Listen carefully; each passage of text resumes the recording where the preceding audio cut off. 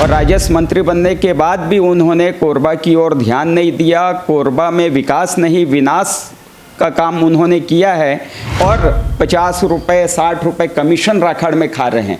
पूरा कोरबा भ्रष्टाचार में लिप्त हो चुके हैं। ठेकेदारों पे कार्रवाई होनी थी, लेकिन महापौर जी की निर्लज्जता कि उन्होंने हम जैसे पार्षदों के ऊपर FIR करा दिया। मैं बोल रहा था, आप मुस्कुरा भी रहे हैं, तो लग रहा है कि अब मुझे तो ये लग रहा है कि आप लगातार प्रयासरत हैं। बाहर से लेके कर्मचारियों को यहाँ पे काम देती है और यहाँ के स्थानीय लोग बेचारे बेरोजगार हैं। छत्तीसगढ़ में कुछ महीने बाद विधानसभा चुनाव हैं। ऐसे में लगातार हर एक पार्टी अपनी ताकत झोंक रही है। पार्टी के साथ लगातार उम्मीदवारों की भी छत्तीसगढ़ में लाइन लगी हुई है और कहीं ना कहीं आज भाजपा हर एक क्षेत्र में अपने प्रत्याशी यानी कि चेहरे की खोज में लगातार डूबी हुई है। और इस वक्त हम मौजूद है कोरबा विधानसभा क्षेत्र में, जहां पर लगातार हम ग्राउंड रिपोर्टिंग कर रहे हैं और जानने की कोशिश कर रहे हैं कि कोरबा में इस बार सियासी माहौल क्या है, क्या कुछ कांग्रेस के गढ़ में इस बार बीजेपी अपना फतह हासिल कर पाती है नहीं। तमाम विषयों पर लगातार लोगों के साथ साथ जनप्रतिनिधियों से भी चर्चा करें। हमारे साथ इस वक्त मौजूद है हितानंद अग्रवाल जी, जो नगर निगम में प्रतिपक्ष की भूमिका निभा रहे हैं। पहले तो आपका बहुत बहुत स्वागत है। नमस्कार टिकेश्वर भाई, अच्छा लग रहा है आज आप लोगों के साथ मिलके, और आप लोग कोरबा के विकास के लिए जगह जगह घूम के चिंतित हैं। आपके चैनल को बहुत बहुत साधुवाद, धन्यवाद, आप लोग का स्वागत है। लेकिन हमसे ज़्यादा तो आप लोग चिंतित है कोरबा को लेकर के। कई सारे ऐसे मुद्दे हैं जिसको लगातार आप लोग उठाते रहे। किस तरीके से देखते हैं कोरबा के जो पटल है और किस तरीके से आप लोग छाप छोड़ पाए अब तक? बिल्कुल, कोरबा को लेके निश्चित ही हम लोग चिंतित हैं। 15 साल से हम लोग चिंता कर रहे हैं कोरबा की। 5 साल यहाँ पे कांग्रेस के विधायक को मौका मिला, जनता ने उन्हें मौका दिया, लोकतंत्र है, स्वागत है। 5 साल में उनको काम करना था, नहीं कर पाए उन्होंने काम। दोबारा जनता ने सोचा एक मौका और दिया जाए इनको, जनता ने उनको एक मौका और दिया, फिर भी काम नहीं कर पाए, बोले कि हम मंत्री नहीं हैं करके। तिबारा तो जनता के आशीर्वाद से वो छत्तीसगढ़ सरकार में राजस्व मंत्री बन गए और राजस्व मंत्री बनने के बाद भी उन्होंने कोरबा की ओर ध्यान नहीं दिया। कोरबा में विकास नहीं, विनाश का काम उन्होंने किया है। अब राजस्व मंत्री से ऊपर तो अब वो मुख्यमंत्री बनने के बाद ही कोरबा का विकास करेंगे। अगर ऐसा सोच रहे हैं तो अब ये तो जनता ही समझेगी और बाकी उनके संगठन के लोग समझेंगे। लेकिन जिस प्रकार से कोरबा पिछले खासकर 4.5 वर्षों में आप देखेंगे यहाँ पे एक एक समस्या विद्यमान है। हम लोग चिंतित हैं, यहाँ के भोली भाली जनता के लिए हम लोग चिंता करते हैं। कोरबा का विकास कैसे हो इसको हम लोग सोचते हैं। यहाँ पे स्वास्थ्य के क्षेत्र में कोरबा पूरा पिछड़ा हुआ है। कोई भी बड़ा यहाँ पे सेंटर हॉस्पिटल नहीं है। अगर किसी को आपात स्थिति पड़ जाए, किसी को हार्ट अटैक आ जाए तो या तो बिलासपुर रायपुर उसको दौड़ना पड़ेगा। और रोड की स्थिति भी इतनी ख़राब इन्होंने कर रखी है और यातायात की स्थिति भी इतनी ख़राब है कि रास्ते में मरीज़ दम तोड़ देगा। दूसरा आप देखेंगे शिक्षा का क्षेत्र, शिक्षा के क्षेत्र में आज औद्योगिक यहाँ पे हम अपने जिला को बोलते हैं, बड़े बड़े यहाँ पे उद्योग हैं, कारखाने हैं, लेकिन यहाँ के बच्चों को पढ़ने के लिए, मेरे स्वयं के बच्चे को पढ़ने के लिए कोटा जाना पड़ रहा है। यहाँ जितने भी एम्प्लॉयज़ हैं, चाहे SCCL के एम्प्लॉयज़ हैं, बाल्को के एम्प्लॉयज़ हैं, CSAB के एम्प्लॉयज़ हैं, उनके बच्चों वो अपनी दर्द बताते हैं कि यहाँ हम अपने बच्चों को पढ़ा नहीं सकते, यहाँ उस स्तर की शिक्षा नहीं है। यहाँ पढ़ाने के लिए भिलाई भेजा जाता है, पूना भेजा जाता है, बेंगलोर भेजा जाता है, कोटा भेजा जाता है। इस प्रकार की स्थिति है। शिक्षा के क्षेत्र में पूरा पिछड़ा हुआ है कोरबा। साथ में आप देखेंगे यहाँ पे रोड की स्थिति आपसे छुपी हुई नहीं है, पूरा टापू बन चुका है। यातायात पूरा फेल है। अभी तो धन्य है केंद्र सरकार की NHAI के द्वारा कोरबा चापा रोड और बिलासपुर कटघोरा रोड का निर्माण हो रहा है, सरबंगला से लेके और कुसमुंडा तक, और केंद्रीय उपक्रम के द्वारा निर्माण हो रहा है। दर्री डैम से लेके NTPC गोपालपुर तक केंद्रीय उपक्रम के द्वारा निर्माण हो रहा है। नहीं तो छत्तीसगढ़ सरकार और यहाँ के राजस्व मंत्री और कोरबा नगर निगम की चले और वो जो अपने अभी तक किए हैं कि पूरे कोरबा को टापू बना के रख दिए हैं। यहाँ पे राखड़ का खेल चल रहा है। मैं बताऊँ टिकेश्वर भैया, सबसे अधिक विकराल समस्या जो है, यहाँ पे लोगों से जीने का अधिकार छीन लिया गया है। यहाँ पे आप लोगों का मेडिकल जांच करा लीजिए, आपको 90% लोगों के फेफड़े काले मिलेंगे, राखड़ जमा हुआ मिलेगा। यहाँ पे आज से 4.5 वर्ष पूर्व रमन जी की सरकार थी, छत्तीसगढ़ में बीजेपी की सरकार थी, लेकिन 15 सालों में राखड़ का खेल कभी नहीं हुआ। ये राखड़ का खेल 4.5 वर्षों से हो रहा है।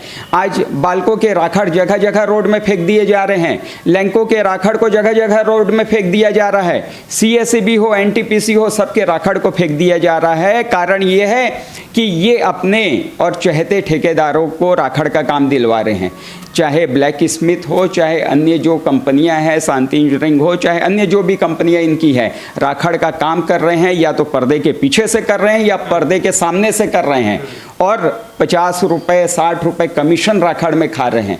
पूरा कोरबा भ्रष्टाचार में लिप्त हो चुके हैं। आप देखेंगे आज से पहले गब्बर सिंह टैक्स कभी नहीं चला। कोरबा में नाम आपने सुना होगा, कोरबा का नाम और किसी चीज़ में ऊपर गया हो ना गया हो, भ्रष्टाचार में निश्चित ही ऊपर गया है। कोरबा का नाम केवल छत्तीसगढ़ में नहीं पूरे देश में जाना जाता है। गब्बर सिंह टैक्स, यहाँ से कोयला जितना निकलेगा उसमें 25 रुपये टन देना पड़ेगा, और वो कांग्रेस सरकार को जा रहा है 25 रुपये टन। आपने लगातार कई मुद्दे ऐसे गिनाए हैं, मुद्दों का आपने फहरिस्त तैयार कर करके रखा है, लेकिन क्या वजह रही कि बीजेपी लगातार मात खाती आ रही है और बीजेपी को यहाँ पर अपना ज़मीन तलाशने में काफ़ी समय लग चुका है? क्या लगता है इस बार तमाम आप मुद्दे गिनाए हैं, ये इस बार जनता भली भांति समझ चुकी है? क्योंकि आपने कहा है जनता देख रही है। बिल्कुल, जनता भली भांति समझ चुकी है। जनता पिछले 4.5 वर्ष पूर्व इनके लोक लुभावने वादे में फंस गई। इन्होंने जो कहा शराबबंदी कर देंगे, बेरोजगारों को 2500 रुपये दे देंगे, और हम वृद्धों को 1500 रुपये पेंशन दे देंगे, इतना लोक लुभावना इन्होंने वादा किया, जिसके कारण यहाँ के कोरबा की भोली भाली जनता हमारी फंस गई, इनके झांसे में आ गई।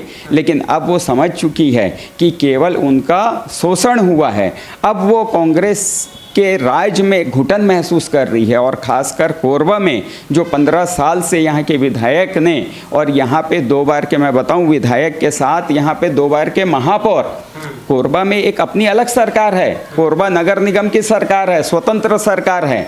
आज यहाँ पे 5 साल से 4.5 साल से राजकिशोर प्रसाद जी महापौर हैं। 3.5 वर्ष 4 वर्ष का समय इनका बीत चुका है, और वह मंत्री जी के रबड़ स्टाम्प हैं। वह केवल बड़े नेताओं की परिक्रमा में लगे रहते हैं। ना उनका कोई सोच है, ना विज़न है, ना दृष्टिकोण है, ना मैनेजमेंट है, ना उनके पास फंड लाने की ताकत है। आज वो चाहें तो कोरबा का चहुमुखी विकास कर सकते हैं। राज्य में उनकी सरकार है, सांसद उनके हैं, मंत्री उनके हैं, विधायक उनके हैं, पार्षद उनके हैं। वो चाहे तो कोरबा में और हजारों करोड़ रुपए का डेवलपमेंट दे सकते हैं, इंफ्रास्ट्रक्चर दे सकते हैं। उन्होंने कुछ नहीं दिया, केवल भ्रष्टाचार दिया। उसके पूर्व 5 साल और मंत्री जी के और धर्मपत्नी जी रेणु अग्रवाल महापौर थी, गृहिणी हैं। आज गृहिणी को अगर आप किसी जिम्मेदार पद पे बैठा देंगे, आज महिलाओं की काबिलियत पे हम संदेह नहीं करते हैं, आज किसी भी मामले में महिला पुरुष से कम नहीं है, लेकिन आपको अनुभव चाहिए। आज कांग्रेस में भी एक से एक नेत्री थी, एक से एक अनुभवी थे, जिनकी शिक्षा हुई है और जो लोगों के बीच में गए हैं, लेकिन उन्होंने अपनी गृहिणी को और अपने रबड़ स्टाम्प बना के बैठा दिया। ना उनके पास कोई सोच, ना विज़न, ना दृष्टिकोण। यानी वो आप नगर निगम में पूछ सकते हैं, जब बजट सत्र होता था तो वह बजट की कॉपी स्वयं नहीं पढ़ती थी, बजट की कॉपी भी और बगल के पार्षद से पढ़वाया जाता था। इस प्रकार की स्थिति है। मैं पुनः कहूँगा कि मैं महिला के ऊपर आरोप नहीं लगाता हूँ, लेकिन ये व्यवस्था की लड़ाई है। लेकिन आप बोल रहे हैं कि लगातार की लचर व्यवस्था रही नगर प्रशासन, निगम प्रशासन की, तो उसको कितना उजागर करने में आप लोग कामयाब हो? क्या कुछ ऐसा बीजेपी के द्वारा किया गया जिससे इस बार माना जाए कि बीजेपी इस बार दबदबा बनाएगी और जीत हासिल करेगी? देखिए, नगर निगम में मैं नेता प्रतिपक्ष हूँ।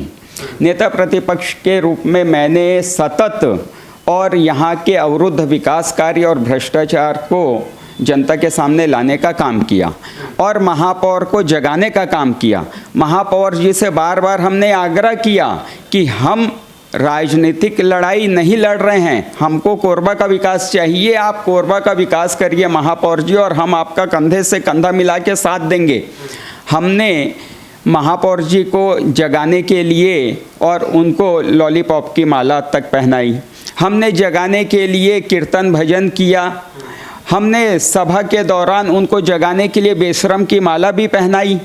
उनको जगाने के लिए करप्शन भ्रष्टाचार इतना हो गया है और भ्रष्टाचार और कमीशनखोरी की भूख उनकी इतनी बढ़ गई है जो शांत नहीं होती।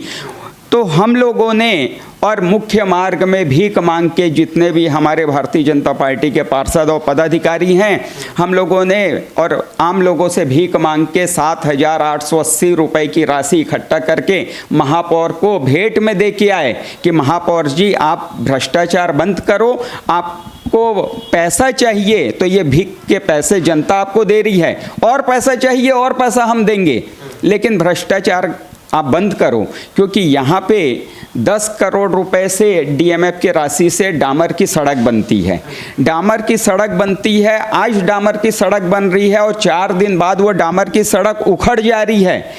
केवल वो उसके लिए किसी औजार की आवश्यकता नहीं है, किसी जेसीबी की आवश्यकता नहीं है, आपका हाथ वहाँ पे जेसीबी बन सकता है, आप अपने हाथ से उस पूरी रोड को उखाड़ सकते हैं। इस प्रकार की स्थिति हमने प्रमाण के साथ उस रोड को उखाड़ा, दिखाया और महापौर के केबिन में ले जाके दिए कि महापौर जी ये साक्ष्य है जहाँ पे गिट्टी और डामर एक दूसरे का साथ छोड़ दिए हैं, आप भी भ्रष्टाचार का साथ छोड़ दो। और साक्ष्य के रूप में हमने टेबल में रख के आया, लेकिन उल्टा चोर कोतवाल को डांटे। महापौर जी को बल्कि वहाँ पे एक्शन लेना था, अधिकारियों पे कार्रवाई होनी थी, ठेकेदारों पे कार्रवाई होनी थी, लेकिन महापौर जी की निर्लज्जता कि उन्होंने हम जैसे पार्षदों के ऊपर एफआईआर करा दिया कि ऑफिस में आके आपने और ये गिट्टी और छोड़ दिए करके। महापौर जी को जागना चाहिए। हमने हर प्रकार से प्रयास किया, नगर निगम का घेराव किए, नगर निगम में तालाबंदी की, महापौर जी को सतत हम लोगों ने ज्ञापन दिया, लेकिन महापौर जी जागने का नाम नहीं लिए। आज आप वार्डों में चले जाइए, कोरबा विधानसभा के अंतर्गत 59 वार्ड आते हैं, नगर निगम की बात करें तो 67 वार्ड आते हैं। किसी भी वार्ड में आप चले जाइए, जाके परिक्रमा कर लीजिए, आपको वहाँ की नालियाँ और पिचपिचाती हुई दिखेंगी, वहाँ पे गलियों में आपको रोड की स्थिति नहीं दिखेंगी, स्ट्रीट लाइट पूरी खराब हो चुकी है। पानी के लिए जल आवर्धन योजना के लिए केंद्र सरकार ने, मोदी जी ने 500 करोड़ की अधिक राशि यहाँ पे नगर निगम को दिया, लेकिन पानी, और उसमें भी कंडीशन ये था कि 24 घंटे लोगों को पानी मिलेगा, लेकिन 500 करोड़ का बंदरबाट हो गया। सुबह शाम आधी घंटा पानी भी नहीं मिल रहा है, वो भी गंदा पानी मिल रहा है। भ्रष्टाचार की बलि चढ़ गई पूरी योजनाएं। केंद्र के द्वारा प्रधानमंत्री आवास हो, चाहे शौचालय की योजना हो, विभिन्न योजनाएं नगर निगम के द्वारा क्रियान्वयन कराई गई, लेकिन धरातल में देखने को नहीं मिलता है। धरातल में केवल भ्रष्टाचार है, यहाँ पे पैसे का दुरुपयोग किया जा रहा है। आप महापौर जी को ये नहीं समझ है कि किस काम को प्राथमिकता से कराना है, किस काम को अगले चरण में कराना है। केवल महापौर जी ये देखते हैं कि किस काम में कमीशन मेरे को ज़्यादा मिल रहा है, मोटी कमाई मेरे को कहाँ ज़्यादा हो रही है। कमीशन का खेल है, भले इसके लिए और नगर निगम के करोड़ों रुपए बर्बाद होते हैं तो हो जाए। आप देख सकते हैं सोनालिया पुल के पास, आप देख सकते हैं वहाँ पे, और मल्टी लेवल पार्किंग बना के, खंडहर बना के पिछले 5 साल से खड़ा है, उसमें 17 करोड़ रुपए ठेकेदार को भुगतान कर दिया गया है, लेकिन अभी तक उसका कोई उपयोग ही तय नहीं किया गया है। मैं बोलता हूँ वो 17 करोड़ रुपए से अगर वार्डों में विकास कार्य हो जाते तो एक एक वार्ड में 25-50 लाख के काम हो जाते, लेकिन महापौर जी को शायद उसमें कमाई कम मिलती, और ये 17 करोड़ रुपए की जो राशि है, 17 करोड़ की राशि में और उनको मोटी कमाई मिली, ऐसा लगता है। लगातार आप लोग धरातल में लगातार काम करते रहे, लेकिन इस ओर एक और देखें तो लगातार बीजेपी छत्तीसगढ़ में अपनी फिर से जो खोई हुई सत्ता है 15 सालों की, उसको तलाशने में लगी हुई है। अगर कोरबा की बात करें तो कोरबा में किस तरीके से स्थिति बीजेपी की, क्योंकि लगातार यहाँ भी आप लोग काम कर रहे हैं, लेकिन जनता भी अब तक आप लोग को चुना नहीं है। इस बार के लिए क्या मास्टर प्लान है आप लोग का? तमाम मुद्दे आप लोग ने आए, लेकिन वास्तविकता में किस तरीके से संगठन यहाँ पर काम कर रही है, और क्या कुछ अब तक लग रहा है कि इस बार आधार स्तंभ है हम लोग का? देखिए, जो संगठन है वो पूरे नीचे बूथ लेवल तक काम कर रहा है। हमारे एक एक बूथ में भारतीय जनता पार्टी का संगठन बन के तैयार है।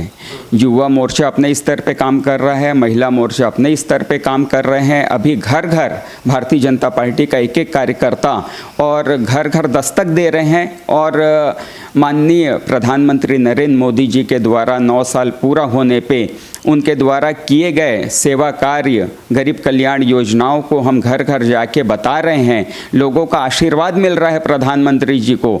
उसके अलावा यहाँ का जो लोकल करप्शन है, भ्रष्टाचार है, वो लोगों से छुपा नहीं है।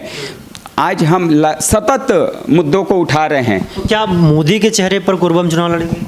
मोदी जी का चेहरा तो देखिए पूरे देश का नहीं, पूरे विश्व का चेहरा बन चुका है। आज घर का मुखिया जैसा रहेगा उसका असर तो उस घर के और जनरेशन में आएगा ना। आज मोदी जी हमारे लिए निश्चित ही एक बड़ा चेहरा है। और मोदी जी अगर घर के मुखिया मजबूत है तो उस घर में निश्चित ही अनुशासन रहेगा, भ्रष्टाचार नहीं रहेगा। तो मोदी जी तो हमेशा हमारा चेहरा कोरबा के लिए हो, छत्तीसगढ़ के लिए हो, पूरे देश के लिए हो, पूरे विश्व के लिए हो, चेहरा है। जैसे आपने लगातार गिनाया कि मोदी जी अगर रहेंगे चेहरा तो भ्रष्टाचार बिल्कुल नहीं होगा, लोग समझ रहे हैं। लेकिन अगर बात करें कोरबा की तो कोरबा में बीजेपी को ऐसा कौन सा चेहरा रहेगा जिसके रहते भ्रष्टाचार नहीं होगा? कोरबा में बहुत से चेहरे हैं। आप हैं विधायक के लिए, मैं चेहरा हूँ कि नहीं है मुझे नहीं पता। अगर पार्टी आपको मौका देती है, हर कार्यकर्ता यहाँ पे विधायक है। भारतीय जनता पार्टी का एक एक कार्यकर्ता, एक एक स्वयंसेवक यहाँ पे विधायक का प्रत्याशी है। आप देख चुके हैं कि भारतीय जनता पार्टी ऐसी पार्टी है जहाँ पे परिवारवाद नहीं चलता है, जहाँ पे पूंजीवाद नहीं चलता है, जहाँ पे दादागिरी, आपके बाहुबली नेता लोग हैं, ये सब भारतीय जनता पार्टी में नहीं है। भारतीय जनता पार्टी में आज चाय बेचने वाले को भी और सांसद का चुनाव लड़ा के भारतीय जनता पार्टी प्रधानमंत्री बना सकती है। इसका उदाहरण हमारे और प्रदेश अध्यक्ष हैं सरल स्वभाव के अरुण साहू जी।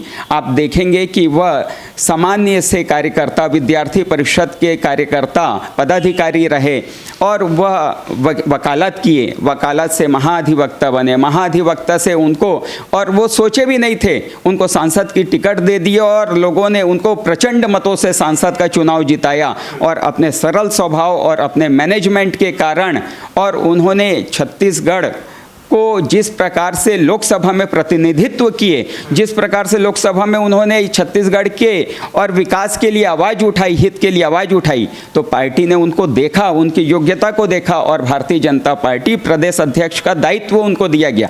तो भारतीय जनता पार्टी में कोई भी हो, कोरबा का आम कार्यकर्ता विधायक का चुनाव लड़ेगा और जीतेगा और ये जो भ्रष्ट मंत्री हैं उसको हराएगा। भारतीय जनता पार्टी का एक एक कार्यकर्ता मिलकर चुनाव लड़ेगा। आप अभी नगर निगम में विपक्ष की भूमिका निभा रहे हैं, नेता प्रतिपक्ष हैं, तो ऐसे में जिस तरीके से आपकी राजनीति है, राजनीति यहाँ तक आपकी पहुँची, नेता प्रतिपक्ष से जो जिम्मेदारी उसको पूर्णतः निवारण करें, अगर पार्टी आपको विधायक का टिकट देता है, विधायक का आप लड़ेंगे, तो मास्टर प्लान क्या रहेगा जिससे आपकी जीत सुनिश्चित हो पाएगी? चुनावी प्लान संगठन तय करता है। मैं बताया ना, हमारे यहाँ व्यक्ति प्रमुख नहीं है, हमारे यहाँ तत्व प्रमुख है। हमारा तत्व क्या है? या तो भगवा ध्वज है या कमल का फूल है। हम लोग तत्वनिष्ठ लोग हैं। यहाँ पे कोई भी चुनाव लड़ेगा उसका मास्टर प्लान संगठन ही बनाएगा और संगठन जैसा प्लान बनाएगा प्रत्याशी को उसके हिसाब से चलना है। जो भी प्रत्याशी रहेगा वह प्रत्याशी अपने शिक्षा के कारण, अपने सोच विचार के कारण, अपने उत्तम आचरण के कारण लोगों के बीच में जाएगा, अपनी छवि को छोड़ेगा, घर घर जाएगा, दस्तक देगा और अपने विचारों को बताएगा, लोगों से वोट मांगने का आग्रह करेगा। जो भी मास्टर प्लान रहेगा वह संगठन बनाएगा जिसमें बूथ का कार्यकर्ता, बूथ के पंच परमेश्वर, चाहे हमारे शक्ति केंद्र के त्रिदेव हो, चाहे मंडल की पूरी बॉडी हो, एक एक कार्यकर्ता मिलके और उस योजना को धरातल पे लाएंगे। लेकिन जिस तरीके से लगातार देखने मिलता है, हमने देखा कि जो IAS OP चौधरी वो भी लगातार सरकारी सेवा में लगातार वो प्रयासरत थे और कई ऐसे काम किए, जिसके बाद वो कहीं ना कहीं राजनीति में लौट आए और अमित शाह से उनका मुलाकात होता है, अमित शाह उनको राजनीति में प्रवेश कराते हैं। मैं भी पीछे तस्वीर देख रहा हूँ आपके ऑफिस में आकर के, अमित शाह से भी आप भी मिल रहे हैं, मैं बोल रहा हूँ तो आप मुस्कुरा भी रहे हैं। तो लग रहा है कि अब मुझे तो ये लग रहा है कि आप लगातार प्रयासरत हैं और कहीं ना कहीं इसका जो परिणाम वो देखने मिलेगा। जिस तरीके से आप लगातार नेता प्रति भूमिका निभा रहे, एक अग्रेसिव आपकी जो यहाँ पर सोच देखने मिल रही है, लग रहा है इस बार पार्टी ने मुझे दायित्व दिया है और मेरा सौभाग्य है कि मैंने और आदरणीय हमारे श्रद्धेय अमित शाह जी के दर्शन करने का मुझे सौभाग्य प्राप्त हुआ। कोरबा प्रवास के दौरान और गृह मंत्री जी का सरबंगला मंदिर दर्शन का आयोजन कार्यक्रम था। वह मंदिर में माता के दर्शन करने आए और कोरबा के समृद्धि के लिए मनोकामना की उस समय, और मंदिर में कार्यकर्ता के नाते मुझे जिम्मेदारी दी गई थी। आज सतत रूप से पार्टी ने मुझे नेता प्रतिपक्ष का दायित्व दिया है। उस दायित्व को मैं बखूबी से निभाने की कोशिश कर रहा हूं और आगे भी निभाते रहूंगा। पार्टी किसी को भी विधायक का प्रत्याशी बनाएगी, मेरे को उसके साथ मजबूती से खड़ा पाएगी और भारतीय जनता पार्टी के एक मजबूत कार्यकर्ता के रूप में, नेता प्रतिपक्ष के रूप में जो भी प्रत्याशी रहेगा उसके लिए पूरे 67 वार्ड में हम दौरा करेंगे और भारतीय जनता पार्टी को विजयी दिलाएंगे। लगातार आप लोग दौरा कर रहे हैं क्षेत्र का। दूसरी बात यह है कि अमित शाह भी, आपके जो गृह मंत्री, केंद्रीय गृह मंत्री, वो लगातार छत्तीसगढ़ के दौरे पर हर एक महीने आते हैं, नेताओं की क्लास लेते हैं और जो चुनावी रणनीति है उसको तैयार करते हैं। विधायकों की टिकट हो या फिर तमाम मुद्दे, घोषणा पत्र को उसको लेकर के चर्चा कर रहे हैं। कोरबा भी आया, आपने बताया कि कोरबा के लिए क्या मास्टर प्लान है, क्या कुछ मूल मंत्र देखे गए हैं अमित शाह जी? कोरबा के लिए यहाँ के कार्यकर्ताओं से वह जानकारी प्राप्त कर रहे थे, कोरबा का विकास कैसे हो सकता है, कोरबा का मास्टर प्लान क्या हो सकता है, कोरबा के लिए एक सपने का कोरबा कैसे हो सकता है। उन्होंने यहाँ कई कार्यकर्ताओं, पदाधिकारियों से पूछा कि हम कोरबा को कैसे छत्तीसगढ़ के और मुख्य धारा में लाके खड़े कर सकते हैं।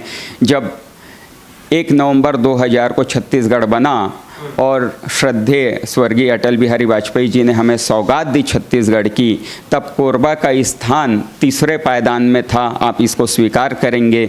रायपुर बिलासपुर के बाद कोरबा का नाम आता था सन 2000 में। उसके पश्चात 3 बार के यहाँ के जो विधायक रहे उन्होंने कोरबा की ऐसी दुर्गति की कि आज कोरबा का स्थान 7वें 8वें पायदान पे आ चुका है। आज रायपुर, बिलासपुर, रायगढ़, दुर्ग, अंबिकापुर के बाद आपको कोरबा का इस नाम सुनने को मिलेगा। कहने के लिए तो हम ऊर्जा धानी बोलते हैं कोरबा को, यहाँ पे ऊर्जा हम बनाते हैं, लेकिन समस्याओं से ग्रसित हैं। यहाँ के लोगों को ही बिजली नहीं मिल पाती, यहाँ के लोग हर 3-3, 4-4 घंटे की 24 घंटे में बिजली कटौती की मार झेल रहे हैं।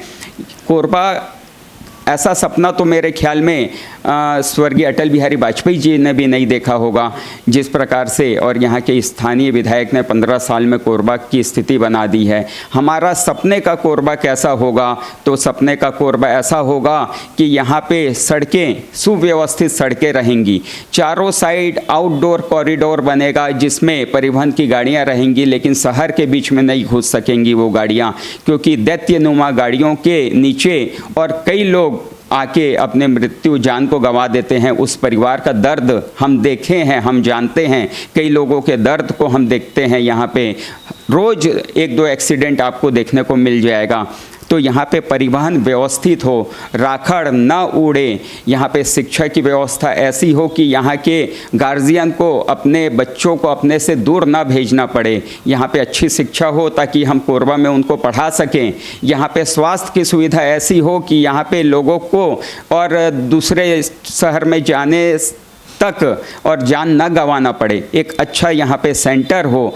इस प्रकार की यहाँ पे नगर निगम की जो मूलभूत जिम्मेदारी है कि बिजली, पानी, रोड, सड़क ये होना चाहिए। 24 घंटे घर घर पानी की सुविधा हो। सफाई के लिए हमारा कोरबा, पूना, बेंगलोर और बाकी सिटियों से कम न रहे। आज छत्तीसगढ़ में 33 ज़िले हैं, 33 ज़िले में कोरबा को नंबर 1 ज़िले बनाने की परिकल्पना हम सब की हो। आज यहाँ पे इतने उद्योग हैं, इतने इंडस्ट्री हैं, लेकिन यहीं के स्थानीय लोग बेरोजगार हैं। सबसे बड़ी समस्या है, दर्द होता है, दुख लगता है जब आपके पास आते हैं। मेरे पास रोज़ का 3, 4, 5 और बायोडाटा आके लोग जमा करते हैं, भैया हमको रोज़गार यहाँ पे दिलवा दो।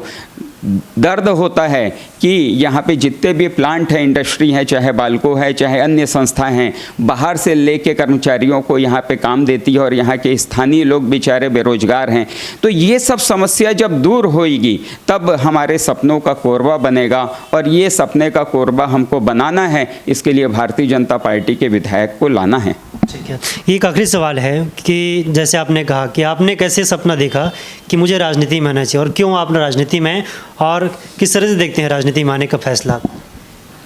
राजनीति में हम शुरू से विद्यार्थी परिषद के समय से मैं काम कर रहा हूँ। विद्यार्थी परिषद में विद्यार्थी काल में और विद्यार्थियों की समस्याओं के लिए मैंने कॉलेज की लड़ाई लड़ी। विद्यार्थी परिषद में जिला संयोजक, प्रदेश कार्य समिति और विभिन्न पदों पर रहा। उसके पश्चात भाजयुमो में रहा। उसके पश्चात भाजपा के डायरेक्ट संगठन में मंडल महामंत्री का दायित्व 6 साल रहा। पार्टी ने उसके पश्चात पार्षद का चुनाव लड़ाया, विजयी हुआ। दोबारा पार्षद का चुनाव लड़ाया। आप लोग के आशीर्वाद से छत्तीसगढ़ की सबसे बड़ी विजय थी। और उसके पश्चात नेता प्रतिपक्ष का दायित्व रहा और अन्य सामाजिक संगठनों में काम करने का मौका मिलता है। आज राम मंदिर सेवा समिति में अध्यक्ष हूँ, हनुमान सेवा समिति में ट्रस्टी हूँ, विद्या भारती में यहाँ की जिला समिति में सदस्य हूँ, जो pharmacy council, Chhattisgarh pharmacy council का निर्वाचित सदस्य हूँ।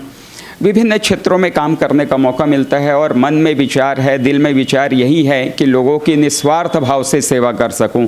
आज आयु मेरी छोटी है, 44-45 साल की आयु है। शिक्षा मैंने एमकॉम और फार्मेसी LLB तक की पढ़ने का हमेशा मुझे शौक़ रहा और मन में लोगों की सेवा का भाव है।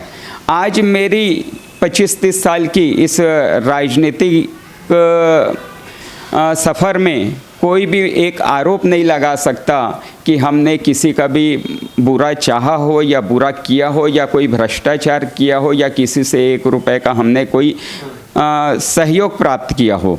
हम अपना स्वयं का व्यापार करते हैं और व्यापार भी साफ सुथरा करते हैं और लोगों के बीच में सेवा भाव से कार्य करते हैं और सेवा भाव से काम करते रहेंगे। यही भाव और यही विचार के साथ राजनीति में आए। अगर आप काम करते रहे, संघर्ष करते रहे, कभी संघर्ष के समय ये नहीं लगा कि राजनीति छोड़ दूं? अगर लगा तो भाई एक किसी इंसान के मन में रहता है, कोई गीत संगीत रहता है जिसको सुनकर उनको पॉजिटिविटी रहता है। आपके जीवन में क्या रहा संघर्ष के दौर में? क्या गीत सुनते थे या फिर और क्या आपकी जो व्यवस्था थी जिससे आप और ज़्यादा मजबूत होते थे? देखिए, हम तो बोलते हैं कि राजनीति, लोग बोलते हैं कि कीचड़ है, लेकिन कीचड़ में ही कमल खिलता है। अगर आपको समाज का सही में सेवा करना है तो आपको दूर से राजनीति नहीं देखना पड़ेगा, आपको पास में आना पड़ेगा। और पास में अच्छे लोगों को, हम तो कई अपने अच्छे इष्ट मित्रों को भी बोलते हैं कि आप लोगों को राजनीति में आना चाहिए, क्योंकि क्षेत्र के विकास के लिए, शहर को आइडल बनाने के लिए और अंत्योदय, अंतिम व्यक्ति के सहयोग सहायता करने के लिए राजनीति एक सुलभ साधन है। क्योंकि वहाँ पे आज शासकीय तंत्र आपके साथ रहते हैं, आप उस शासकीय तंत्र के माध्यम से योजना बना सकते हैं, उस योजना को क्रियान्वयन करा सकते हैं। क्योंकि जब तक आप विधायिका में नहीं रहेंगे, विधायिका यानी पार्षद हो, जनप्रतिनिधि हो, आप विधायिका में रहेंगे तो आप क्षेत्र के विकास के लिए योजना बना सकते हैं, नियम कानून बना सकते हैं और प्रशासन के द्वारा उसका इम्प्लीमेंट कर सकते हैं। मैंने ये आपसे पूछा था कि संघर्ष के समय क्या करते थे, क्या उपाय आजमाते थे जिससे आप मजबूत बनते थे? ये कई लोगों के लिए प्रेरणाप्रद रहेगा। संघर्ष के समय बस मन में यही विचार आता था कि यहाँ पे हमारे कई ऐसे बड़े नेता रहे हैं, हम लोग प्रेरणा लेते हैं। चाहे श्यामा प्रसाद मुखर्जी जी हैं हमारे, चाहे दीनदयाल उपाध्याय जी हैं, चाहे डॉक्टर हेडगेवार जी हैं, चाहे हमारे स्वयं के परिवार में और माननीय बनवारीलाल अग्रवाल जी हैं। तो इस प्रकार के कई ऐसे नेता हैं जिन्होंने संघर्ष किया। हम लोग को तो आज बहुत अच्छी स्थिति में हम हैं। आज भारतीय जनता पार्टी विश्व की सबसे बड़ी पार्टी है। वो समय भी इन्होंने देखा है जब 2 और लोकसभा सीट नहीं होती थी। इनके द्वारा और साइकिल में जाके प्रवास किया जाता था, चना मुर्रा खा के और घर घर जाके इन लोग राष्ट्रवाद की बात करते थे। तो ये सबसे प्रेरणा मिलती है। आज चरय व्यती ये हम लोग का मंत्र है कि आप चलते रहें और क्षेत्र के विकास के लिए काम करें, यही हमारा मूल मंत्र है। बहुत बहुत धन्यवाद इस खास चर्चा में शामिल होने के लिए। तो हमारे साथ थे हितानंद अग्रवाल जी, जिनसे हमने बातचीत किया। उनका साफ तौर पर कहना है कि छत्तीसगढ़ में इस बार कोरबा विधानसभा में भाजपा की जीत तय है और निश्चित तौर पर जिस तरीके से लगातार काम कर रहे हैं, चाहे विपक्ष की भूमिका निभा रहे हों, लेकिन कहीं ना कहीं अगर उनको जिम्मेदारी मिलती है तो कोरबा की कायापलट के लिए उन्होंने मास्टर प्लान जरूर बता दिया है। मेरे सोगी छन्नू सिन्हा के साथ टिकेश वर्मा, वोकल टीवी, कोरबा, छत्तीसगढ़।